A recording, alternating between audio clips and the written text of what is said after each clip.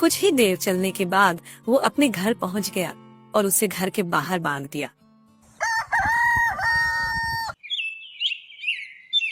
फिर अगले ही दिन से महेश उस बछड़े का पालन पोषण करने लगा। वो दिन भर जहाँ भी काम करता, शाम होने पर कुछ पैसे यहाँ थोड़ा चारा मांग कर ले आता। इसी तरह वो कभी लोगों के खेतों में काम करता, वहाँ से थोड़ा चारा काट कर अपने साथ ले आता।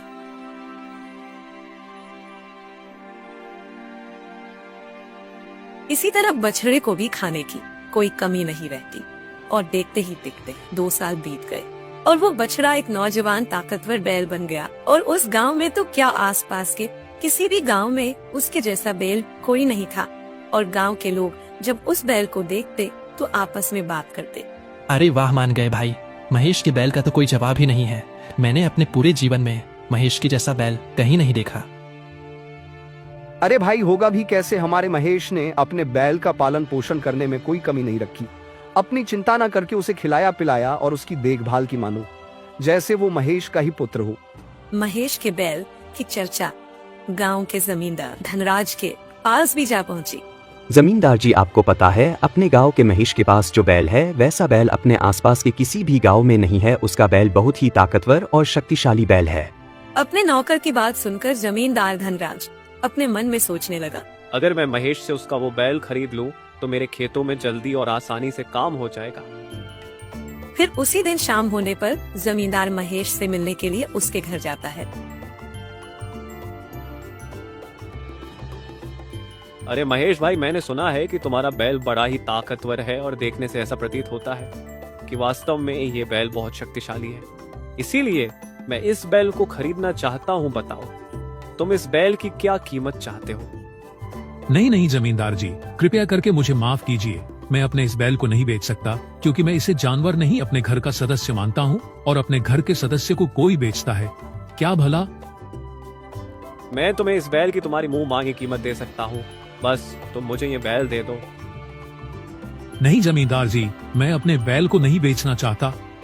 जमींदार ने ऊंची से ऊंची कीमत लगाई, लेकिन महेश ने बैल को बेचने से साफ साफ मना कर दिया। तो जमींदार अपने मन में सोचने लगा, ठीक है बेटा महेश, तू मुझे ये बैल नहीं देना चाहता है ना, तो अब मैं भी इस बैल को तेरे साथ नहीं रहने दूंगा। ऐसा सोचकर गुस्से में जमींदार वहाँ से चला गया। कुछ दिन बीत जाने के बाद जमींदार गांव के सरपंच के पास जा पहुंचा। सरपंच जी, आपकी गौशाला और पशुशाला में एक से बढ़कर एक गाय और बैल होंगे, परंतु अपने गांव के महेश के पास जो बैल है उसे बैल के जितना शक्तिशाली बैल आपके पास नहीं। इस तरह से जमींदार ने सरपंच जी को बैल को खरीदने के लिए उत्साहित कर दिया, क्योंकि जमींदार जानता था महेश सरपंच जी को मना नहीं कर पाएगा। अगर ऐसी बात है तो ठीक है प्रमोद, तुम जाकर महेश को मेरे पास बुलाकर लेकर आओ। फिर सरपंच जी का नौकर महेश के घर चला जाता है।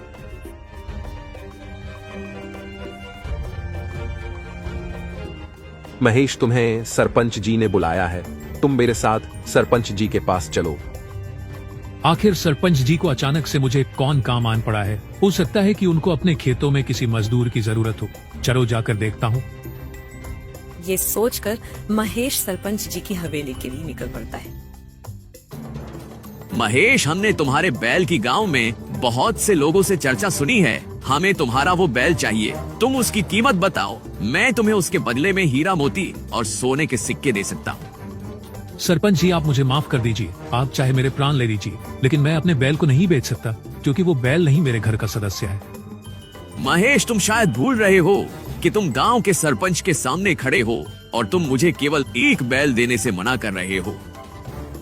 सरपंच जी, मैं पूरे गांव में आपका सबसे ज्यादा सम्मान करता हूं, लेकिन मैं अपने बैल को अपने प्राणों से भी अधिक प्रेम करता हूं, इसीलिए मैं अपना बैल आपको नहीं दे सकता।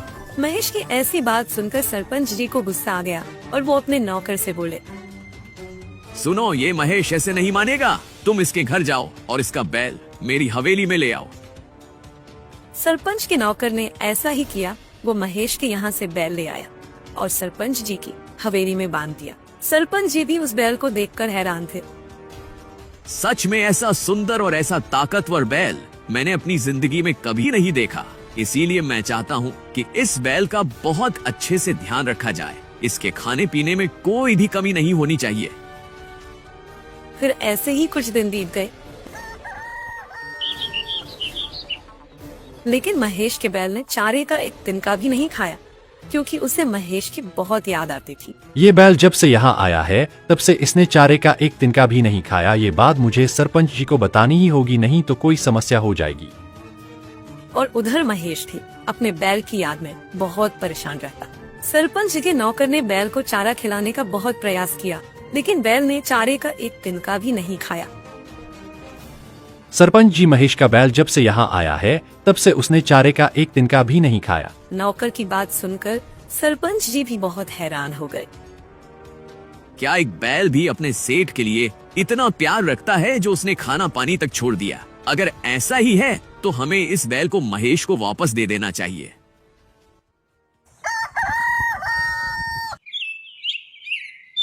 फिर अगले ही दिन सुबह होने पर सरपंच जी ने महेश को बुलवाया। महेश, तुम्हारा बैल तो तुमसे बहुत प्रेम करता है, क्योंकि उसने चारा पानी तक छोड़ दिया। मैं तुम दोनों के प्रेम में बाधा नहीं चाहता, इसलिए तुम अपना बैल अपने साथ ले जाओ। सरपंच जी की ये बात सुनकर महेश बहुत ज्यादा खुश हो गया। आपका बहुत बहुत धन्यवाद सरपंच जी। महेश अपने बैल को पाकर बहुत खुश था। फिर वो अपने बैल को लेकर वापस अपने घर लौटा। बैल भी महेश के पास आकर बहुत खुश था। उसने फिर से चारा पानी खाना शुरू कर दिया। अब तो महेश और उसके बैल की चर्चा और भी तेजी से पूरे गांव में होने लगी। अरे मैंने सुना है सरपंच जी, महेश के बैल को वापस कर दिया। वो बैल बड़ा ही स्वामी भक्त है, वो महेश से बड़ा ही प्रेम करता है। अरे मैंने तो ये भी सुना था सरपंच जी ने जोर जबरदस्ती करके महेश के बैल को हड़प लिया था, लेकिन वो बैल महेश से बिछड़ने के कारण कुछ भी नहीं खा रहा था। इसीलिए सरपंच जी ने वो बैल महेश को वापस दे दिया। लगता है इन दोनों का कोई पिछले जन्म का साथ है। और इधर जब जमींदार को ये बात पता चली कि उसकी ये योजना असफल हो गई है, महेश को बैल वापस मिल गया। वो मन ही मन महेश से और भी ज्यादा जलने लगा। और एक दिन सुबह होने पर जब महेश अपने बैल के पास खड़ा था तो बैल बोलता है, महेश, तुम मेरा बहुत ध्यान रखते हो, इसीलिए अब मैं तुम्हारा सारा दुख दूर करना चाहता हूँ। ये सुनकर महेश हैरान हो गया, क्योंकि उसका बैल मनुष्य की तरह बोल रहा था। महेश, हैरान मत हो, मैं कोई साधारण बैल नहीं हूँ, इसीलिए मैं मनुष्य की बॉडी बोल सकता हूँ, परंतु मेरी आवाज केवल आपको ही सुनाई देगी। अच्छा, तो तुम कौन हो, सच बताओ। महेश, वो तो मैं तुम्हें सही समय आने पर बता दूंगा, लेकिन अभी के लिए मैं तुम्हें तुम्हारे कष्ट दूर करने का उपाय बताता हूँ, और आप वही करिए जो मैं आपसे कहता हूँ, इससे आपके सारे कष्ट दूर हो जाएंगे। बैल धीरे धीरे महेश को कुछ समझने लगा। योजना तो तुम्हारी बहुत अच्छी है, किंतु कहीं ऐसा ना हो कि इसमें मैं स्वयं ही फंस जाऊं। महेश, तुम ज्यादा चिंता मत करो, तुम मेरे ऊपर विश्वास करो, क्योंकि मैं कोई साधारण बैल नहीं हूँ। ठीक है, तो फिर मैं तुम्हारे कहे अनुसार ही काम करूंगा। फिर महेश वहाँ से सीधे जमींदार के घर के लिए निकल गया। जमींदार जी, मेरा मन है कि मैं आपसे एक बैल खरीद लूं, फिर मेरे पास एक जोड़ी बैल हो जाएंगे, तो मैं लोगों के यहाँ खेत में बैल से हल जोतने का काम भी कर लिया करूंगा। हाँ, क्यों नहीं, मेरे पास एक से बढ़कर एक बलशाली बैल है। वो तो ठीक है, लेकिन जमींदार जी, मेरे बैल के जितना ताकतवर बैल आपके पास नहीं है। मेरा बैल तो इतना ताकतवर है कि अनाज से भरी हुई 3 बैलगाड़ियों को वो अकेला ही खींच सकता है। महेश, मैंने माना कि तुम्हारा बैल ताकतवर है, लेकिन इतना भी ताकतवर नहीं है जितना तुम बोल रहे हो, क्योंकि तुम जो बोल रहे हो वो संभव नहीं है।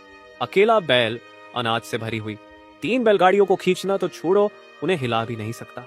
इतना भी घमंड अच्छा नहीं है महेश भाई। ठीक है जमींदार जी, अगर आपको मेरी बात पर विश्वास नहीं है तो आप मुझसे शर्त लगा लो। महेश की ये बात सुनकर जमींदार अपने मन में सोचने लगा। ये पागल मूर्ख व्यक्ति आज तो स्वयं ही कंगाल होने के लिए मेरे पास आया है, जो एक असंभव सी शर्त मुझे लग रहा है। अब मैं इसी को इसी के जाल में फंसा लूंगा। ये भी क्या याद रखेगा, क्योंकि इसने सरपंच जी के भी सामने मेरा बहुत अपमान करवाया था। ऐसा सोचकर जमींदार महेश से कहता है, ठीक है महेश, शर्त ये रही कि अगर तुम्हारे बैल ने अनाज से भरी हुई 3 बैलगाड़ियों को खींच लिया तो मैं तुम्हें 1000 रुपए दूंगा, लेकिन अगर तुम्हारा बैल ये कारनामा नहीं कर पाया तो तुम्हें मुझे 2000 रुपए देने होंगे, और साथ में तुम्हारा ये बैल। शर्त स्वीकार है क्या? ठीक है जमींदार जी, मुझे आपकी ये शर्त स्वीकार है, 2 दिन बाद पूरे गांव के सामने मेरा बैल ये कारनामा करके दिखाएगा। अच्छा ठीक है, अब मैं चलता हूँ। ऐसा कहकर महेश अपने घर चला गया। 2 दिन में ये बात पूरे गांव में आग की तरह फैल चुकी थी कि महेश का बैल 3 अनाज से भरी हुई बैलगाड़ी को खींचकर दिखाएगा।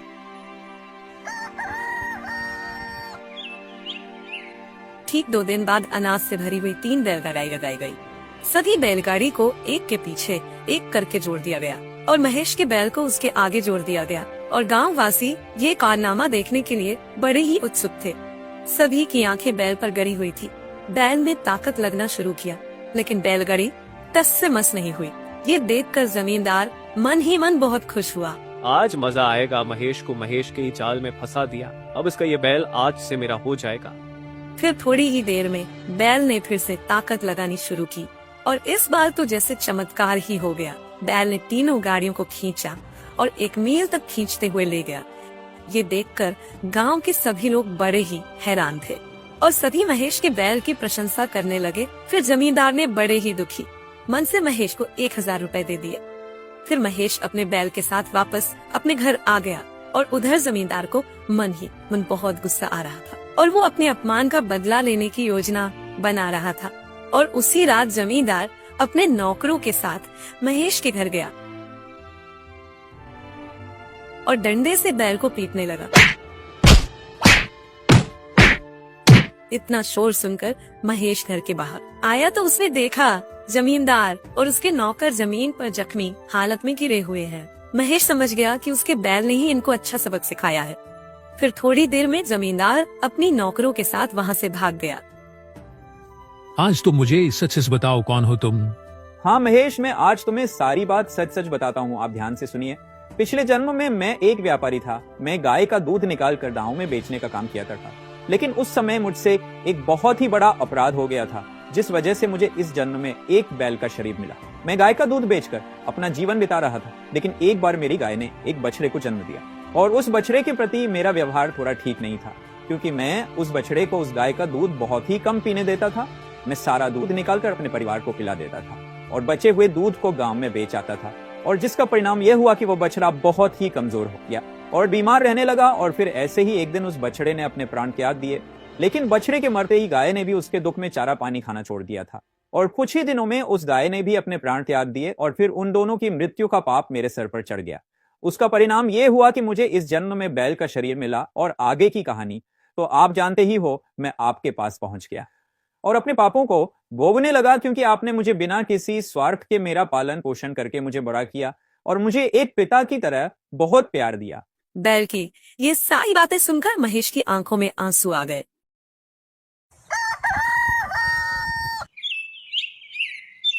फिर अगले ही दिन महेश जमींदार के द्वारा दिए हुए 1000 रुपए और कुछ अपने जमा किए हुए पैसे से एक छोटी सी जमीन खरीद लेता है और अपने बैल के साथ मिलकर उस खेत में खेती करने लगता है और इसी तरह सुख और शांति से उनका जीवन बिताने लगता है।